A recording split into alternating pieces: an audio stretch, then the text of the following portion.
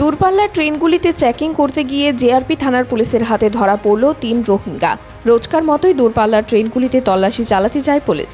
এমন সময় ধৃত ৩ জনের উপরে সন্দেহ হওয়ায় তাদের আটক করে জিজ্ঞাসাবাদ চালালে তারা স্বীকার করে নেয় যে তারা রোহিঙ্গা।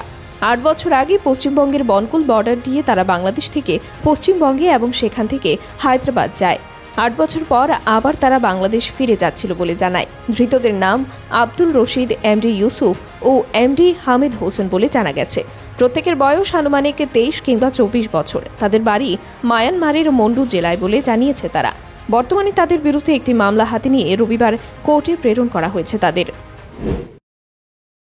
আমরা অন্যান্য দিনের মতো আজকেও যে দূরপাল্লার ট্রেনগুলো যে প্রায় মুহূর্তে আমরা চেকিং করি, তো আজকেও সকাল প্রায় ৭:৪৫-এর দিকে আমরা যাত্রী প্যাসেঞ্জারগুলি চেকিং করছিলাম। তো এমন সময় আমরা ৪ জনকে নোটিশ করি একটু সন্দেহভাজনক তাদের গতিবিধি।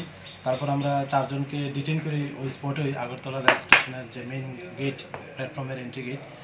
তো তাদেরকে জিজ্ঞাসাবাদ করে প্রথমে জানতে পারলাম যে তারা রোহিঙ্গা এবং তারা প্রায় ৮ বছর আগেই ওয়েস্ট বেঙ্গল বনপুল একটা বর্ডার আছে, তাদের কথা আর কি, তারা বাংলাদেশ থেকে হায়দ্রাবাদে গিয়েছিলেন। তো ওইখান থেকে তারা আবার এই ২ দিন আগে আবার এখানে এসেছিল, তারা বাংলাদেশ যাবে বলে এরকম বলেছে। তো এখানে যেহেতু আমাদের পুলিশ প্রশাসনের প্লাস এখন তো ইলেকশনের মরশুম, তো খুব দরকার পড়ে তারা আবার রিটার্ন যেতে চেয়েছিল আজকে, যতটুকু তাদের সঙ্গে কথা বলে জানলাম আর কি। ব্যুরো রিপোর্ট, খবরের প্রতিবাদ।